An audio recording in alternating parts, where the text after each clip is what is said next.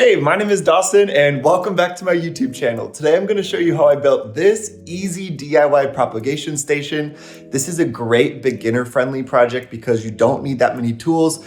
I did it in a day and a half and I think it turned out really stinking good. So without further ado, let's get started.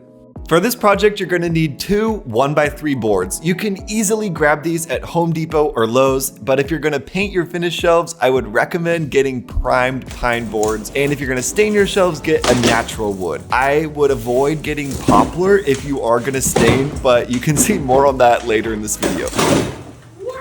Next, you need to decide how long you want your shelves to be. Mine are going above my couch, and a general rule in interior design is that you want your art above the couch to be about 2/3 the length of the couch. So in my case, that ended up being 68 inches. Now, if you don't feel comfortable using a saw to cut your pieces of wood, you could totally get the employees to do it for you at the store. I ended up cutting them with a miter saw, and this is one of the best beginner-friendly DIY tools. You can do so much with this thing, from installing baseboards, accent wall trim, and even building shelves. Now, my hot tip for you is that if you are going to use a miter saw to cut the boards for this project, cut them at the same time. That way you can make sure they are exactly the same length. The next step is marking where you need to drill all of the holes for the propagation tubes. Now, the measurements of this will obviously depend on the size of the test tubes that you get and how spaced out you want them to be from each other, but here's what I did for mine.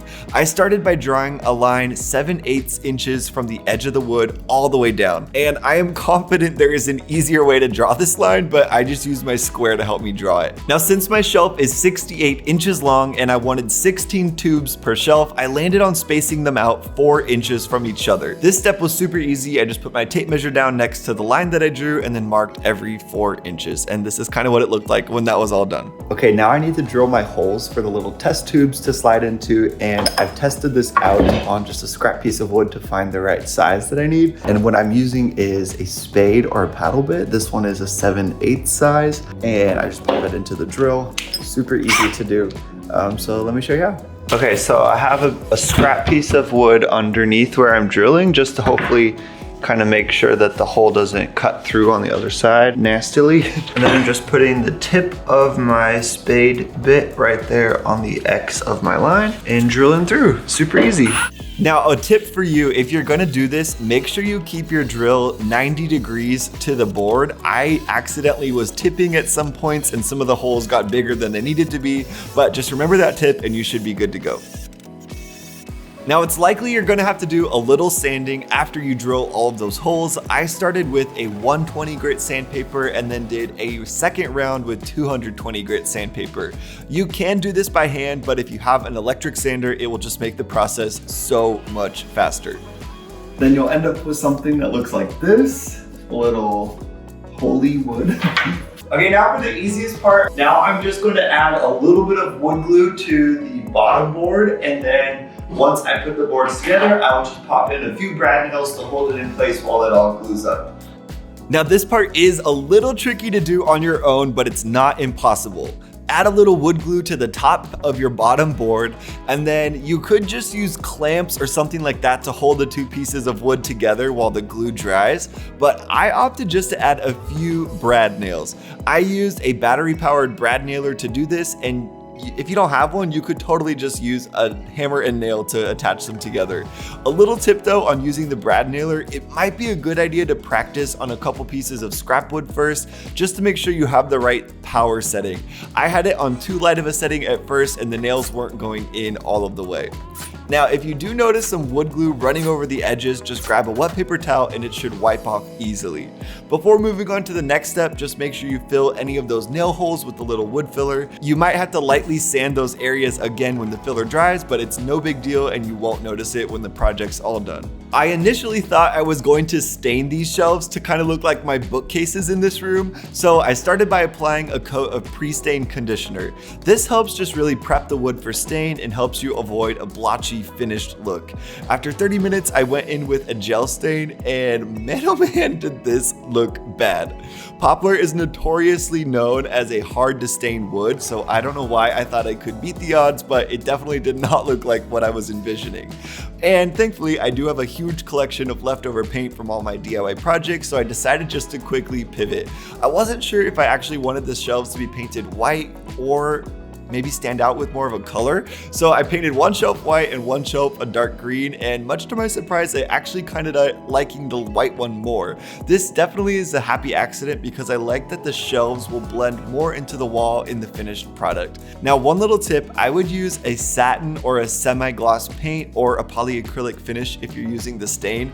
This will just help you be able to wipe off any water that gets onto the shelves or dust, and it's just the easiest option for this maintenance of these shelves. Okay, now it's time to attach the shelf to the wall, and this step is low-key kind of hard to do on your own because essentially you need to figure out where your shelf is going, where the studs are, and then screw it in all at the same time. But the way that I did this was actually start by just figuring out where the closest stud was to the middle of the shelf. Then I pre-drilled a screw into the board, and I held up the shelf with one hand and drove the screw in with my other hand. Don't freak out if the shelf isn't level during this step. You can easily fix that when you start adding in the rest of your screws.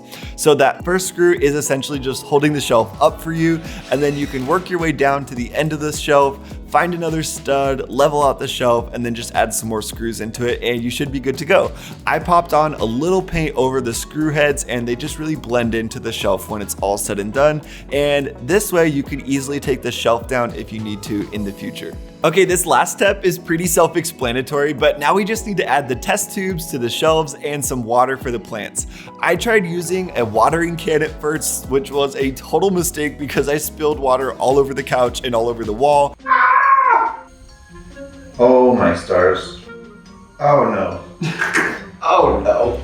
And I ended up running to the store and picking up a little ketchup bottle that actually made this process so much faster. Now the last step is just to grab some clippings from some of your favorite houseplants and add them to the tubes. Now you just take a little tax from all your houseplants. This is the cost of living here. If you are new to propagating plants, the easiest plant that I have found to propagate is a pothos plant. They look really good, they're really hardy, and TBH, really hard to kill. So if you're new to it, I would definitely recommend that plant. I ended up going for kind of a variation of plants here. I wanted a mix of light leaves, dark leaves, different shaped leaves, and I think it ended up looking really cool in the end. I think I'm gonna have to refill the water in here about once a week, which is not too bad because I gotta water the rest of my plants anyways. I think this was such a fun, beginner-friendly DIY project. Let me know if you have any questions in the comments, but I think this is something super attainable, and I will leave links to all the tools and everything that you need in the description below. If you like this project and want to see more DIYs and home renovation, I would encourage you to like and subscribe below. I am renovating my entire 1970s fixer-upper house, and I would love to take you along for the ride. Thanks for watching, and I'll see you next time.